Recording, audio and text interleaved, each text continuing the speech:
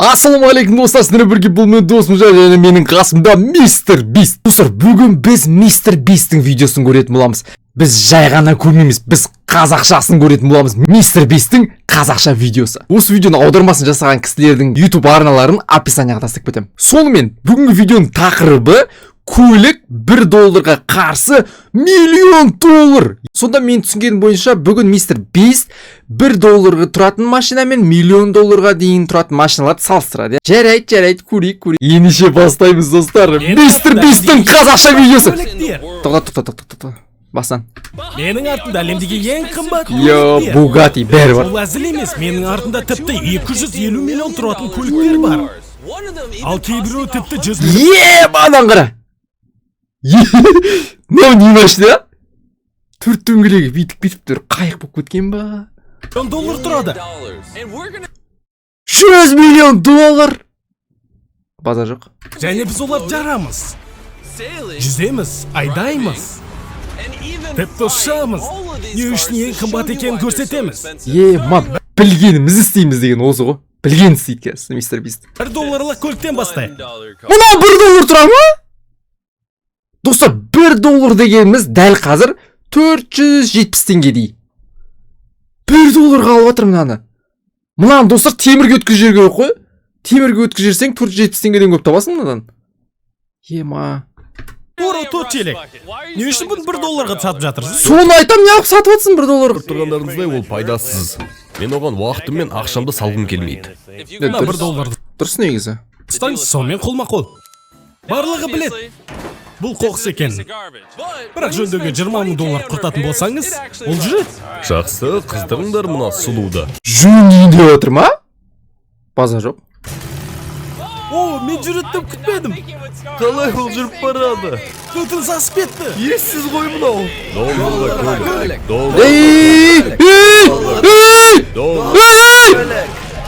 Мистер Бист!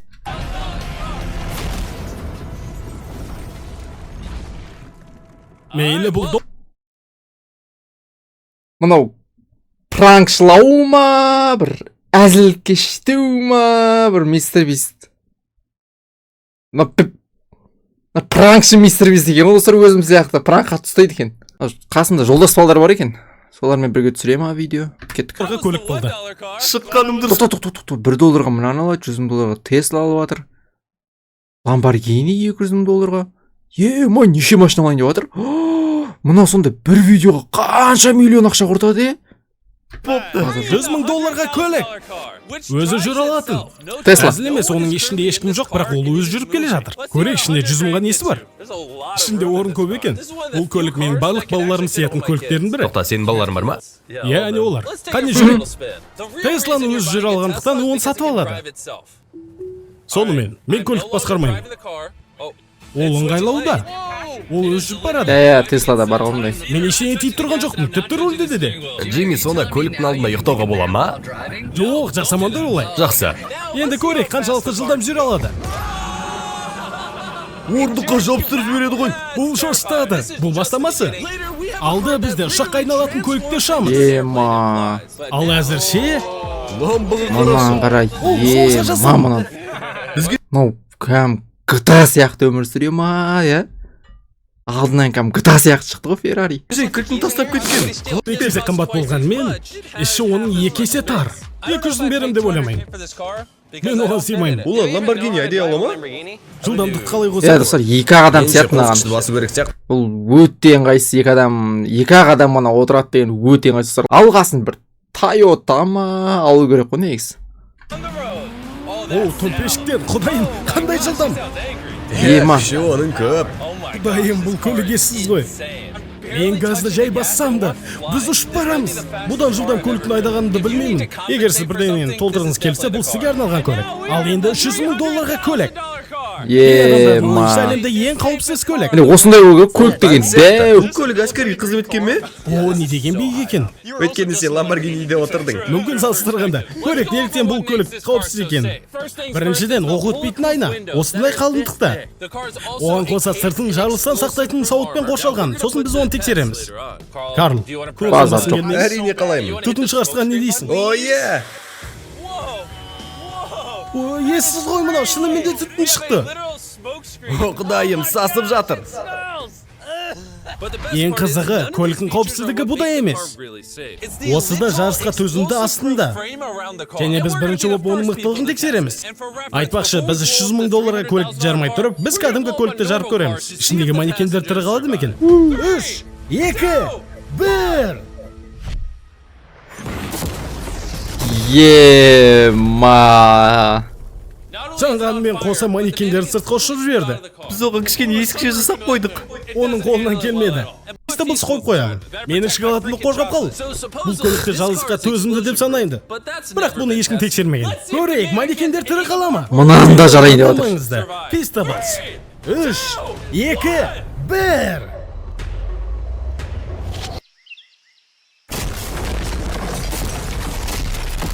Наға түк болған жоқ қой. Ол жай секіріп түсті. Көлік жарылысқа төтеп берді.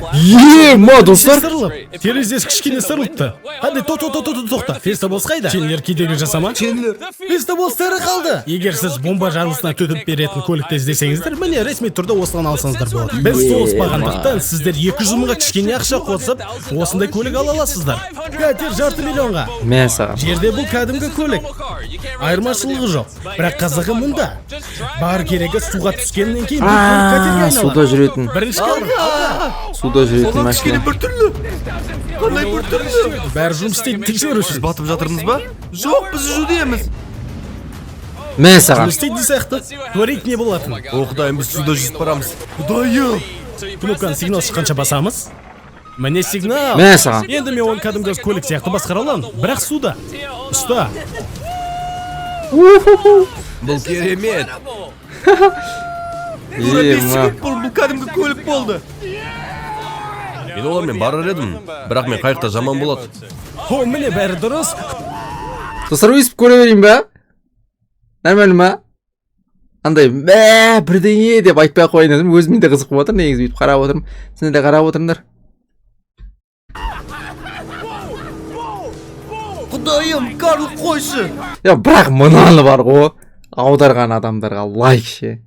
Мынандай дәу лайк сейміз кәм. Қазақшасын мистер Бистен істеп қойған ғой. Мыналар тентеге кәм. Суда басып жүр ғой. Егер олар мені рөлге отырғызды. Имадыш. Мә саған. Осылай балақай. Бірінші ереже, Кристиан алыс бол. Біз айналып жүрміз. О, олар суда дөңгелек жасауда. Бұйын жасауда. Біз қазір ғана таныстық, жарыс көрейік. 3, 2, 1, алға. Ол әлде қайда жылдам. Тіпті тырысып Мен жарыс отырғам. Әне жылдам. О, біз оны озудамыз. Біз оны жеңгемізге сене алмаймын. Көлік өте жылдам. Ой, қалай сен алмайсың? $500,000 машина алып жеңе алмасаң, тастай сал одан да. Түйден басқаша қалай атып өтуді білмеймін. Ана Фисилс деген мистер Бистің шоколады. Сол бүкіл жерде жарнама жасайды. Номер 1 шоколад. Жүргені бұл ессіз. Джимми, мен Азатты жақсы көрем. Сен оқиын, бірақ бұл видеоның басы. Мен саған, анау вообще тентеге екен. Кезекті көлік Суға секіріп кеттім. биіктікті қорқатын болғандықтан мен Карл. Бұдан қара. Досым, не болып жатыр? Бұл көлікте кәдімгі жолдан жүруден басқа. Мынау дейтін негізі. Ол 2,5 километрде биік. Мынау негізі опасны ғой, достар. Шалады. Өйтіп, айдамай қалсаң. Қабаттар да бар ғой. Осы жерде тұрда қалай шатын қара, мен ұшаққа отырамды артынан ұшамын. Мен оның шатына сенбеймін. Ішінде басқа адам ба бәсе? Дөңгелектері жерге тимей тұр. Серьезно? Көлік бара-бара ессіздеу болуда. Мен өз көзіме сене алмаймын. Негізі шатын көлік емес бұл. Самолет қой негізі. Тек дөңгелек жалғап қойған. Самолетті де біз шатын көлік деп айтатсақ болады. Бара-бара ессіздеу болуда. Мен өз көзіме сене алмаймын. Кім үстінде шатын көлік тұр. О, құдайым. Бұл өте күшті болды. Менің ойымша $600,000 осы үшін жай тиын. Онуға дайындалайық. Man. келесі кезекте 1 миллионға көлік. Бірақ мен біреуін ғана келмедім. Өздеріңіз білетіндей көп көлік 1 миллион доллар тұрады. Барлығын ұнау үшін біз 1 миллион долларға 10 ең керемет көліктерден жинадық. Біздің қарамақ мұны не істеп жатыр? 10 миллион доллар. Қарамызда автодром бар. Қара, 10 миллион доллар деген 10 миллион доллар көбейтеміз 470 теңге. 4 миллиард 700 миллион теңге. Сондықтан мен достарыма қалаған көлікті таңдауға мүмкіндік бердім.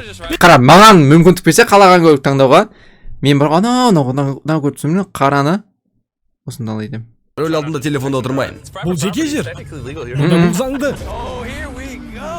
Мен саған жарысады ал. Шынымен қытағы батыр ғой, Біз ешқашан өлмейміз. Ей, олай айтпа. Мен тура жарыста жүрген сияқты. Қандай күшті. Бұл форсажға ұқсайды. Еркектерге арналған сияқты. Қымбат әрі атақты көліктерді айдау. Жеке автотұрақта. Жеке автотұрақта. Күте тұр, хат жіберім керек. Жақсы, әзіл. монтаж Мен соғамын. Өтіне жоқ. монтаж банау Біз миллиондағы көлікпен қиын жасаудамыз. соғып көрсешін. Әзірге жігітесі көліктерді көрсеткім келеді. 2 миллион долларға шектеулі тираж. Сутекпен жүреді. Өтірік емес, ол шынымен де сутекпен жүреді. Ал шығаратын су ішуге жарамды. Көлік әлі жасалу жолында. Сондықтан бұл жай ғана прототип. Мен көлікте отырғанда бұнда қиындықты көрмегем. Жақсы. Қалай есік жабады? аяғын қысырып қалса. Бірінші ойым, есік жай. Қазір біз жолға Дұрыс шығамыз. айтады. Бұл өте Жабылам дегенше. ешқашан жолға шықпаған. 1 сағат өтеді деген. Оны маған ертерек айту керек еді. Бұл көлік сынаққа арналған. Сондықтан ол жолда кішкене күмән келтіреді. Анау әйелге қара. Ол біздің көлікті түсіруде. Жан-жағында көліктер. Кетіңдер мен 2 миллиондық көлігінен. Келесі көлікте кездесеміз. Ал қазір әлемдегі ең ерекше, ең мықты көлік. Құны 10 миллион долларға. Koenigsegg Wayner әлемдегі жалғыз. Бұл әлемдегі ең жылдам сериялық автомобиль. Құдайым-ау, кузова бояуы. Ұсақталған бриллианттар. Ал страховкасы тек егесіне айдауға ғана рұқсат берген. Мен ойымша мен көрген ең мықты есік. Сен жындысың. Кеттік бе? Иә, кеттік. Міне саған факт. Мен ересек еркекті жылаттым. Шын ба? Иә, өлергенше қорқыттым. Мен басымды артқа қояйын. Тоқтағанда ұрып алмас үшін. Неліктен сонша жылдам? Мана шынымен Мен жылдам. ешқашан... Бір секунд. Бұл көлік әлемдегі ең жылдам көліктердің бірі. F8 қозғалтқышысы 2 еселенген турбонады оның арқасында. Ал толықтай көмір пластиктен жасалған. Сондықтан 200 килограммға ламбадан аздау болады. Мен ешқашан да ұқсас ештеңе көрмеген емеспін.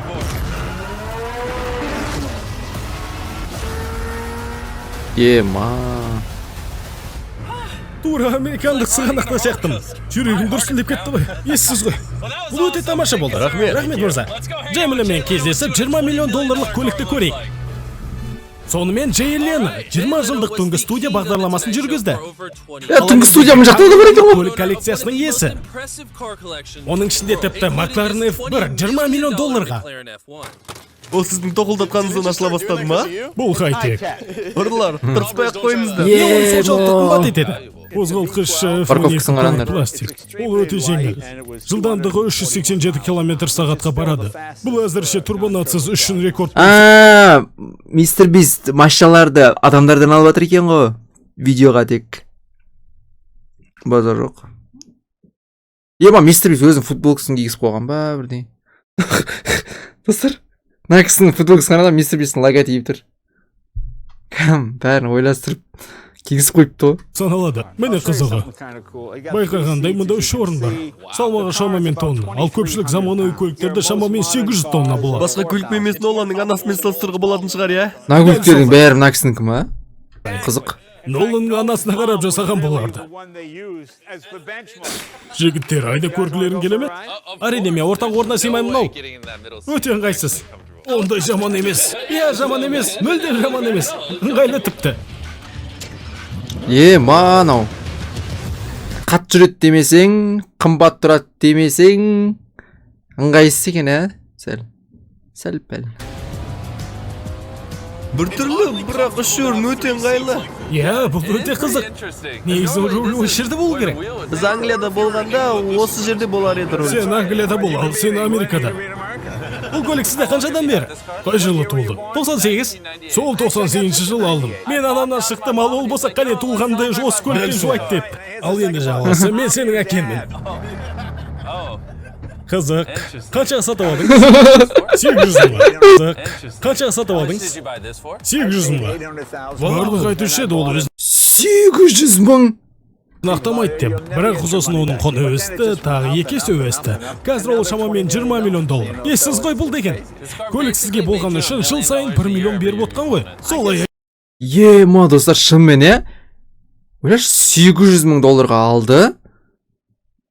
Осы уақытқа дейін 98 жылға алды. Осы уақытқа дейін жай ғана осы кісінің парковкасында тұрған үшін жыл сайын 1 миллион доллар әкеліп тұрды машина. Ема.